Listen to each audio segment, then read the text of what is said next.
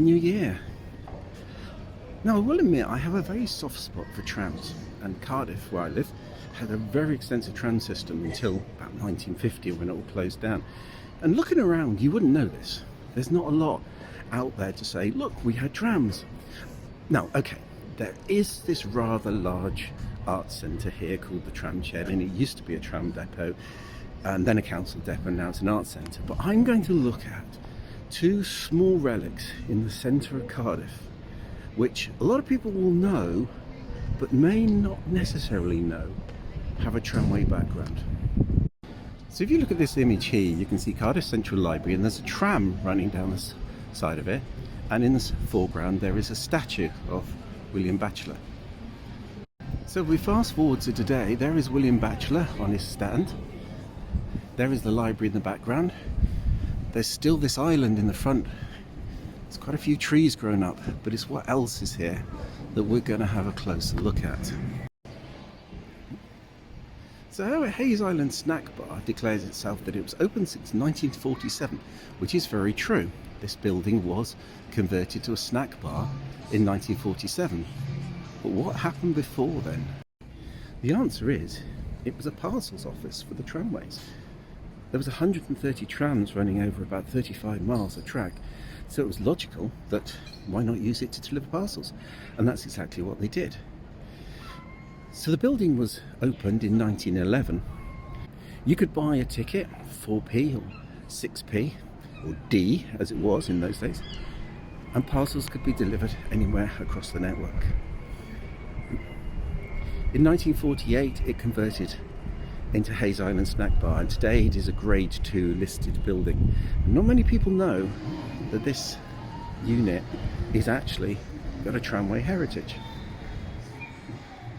So a bit further up, past the canal that isn't a canal, across Boulevard de Nantes, we end up in Gothic Gardens. By the way, if none of that meant anything to you, check out my video on the canal that isn't a canal. All will become clear. The Gothic Gardens is a nice little corner of a park in front of City Hall and Cardiff Museum. There are a number of statues to past luminaries, a little stone circle.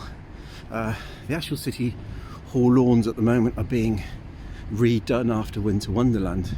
But what you've come to see, tucked away in the corner, is this, Brody's Coffee Company. So for many years, most people, including actually Brody's themselves, thought that this little hut was simply a park keeper's hut. It was owned by the council, and it was where they stored the tools. In fact, in the 1930s, when they did an inventory of it, it said it had a table, 2 chairs, and a load of tools. Fast forward to 2020, and somebody from the council turns up with drawings showing that this hut was actually built to sell tramway tickets. Now that is a little bit odd, because in actual fact St Andrew's Crescent is about 5 minutes that way, and Queen Street is about 5 minutes that way, and they're the nearest trams. So therefore, it probably wasn't that successful. However, we do know that it was open at least for a few years before it converted to a garden site. Brody's themselves took it over in 2019 and converted it into a coffee hut for brews and chews, and they also have another shop further up North Road. Cardiff's just full of coffee shops. It's quite incredible, and there's another one in a park hut somewhere else. There's one in a toilet. It really is a place. If you want decent coffee, come to Cardiff. That's where you're going to get it.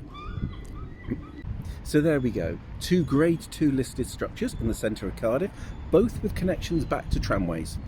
And who knows, one day we might see trams running in the centre of Cardiff again. Love to see that. Thank you very much for watching. I do this for fun, I don't get paid, and by the way, I did pay for my coffee. I'm not sponsored by Brody's or anybody else.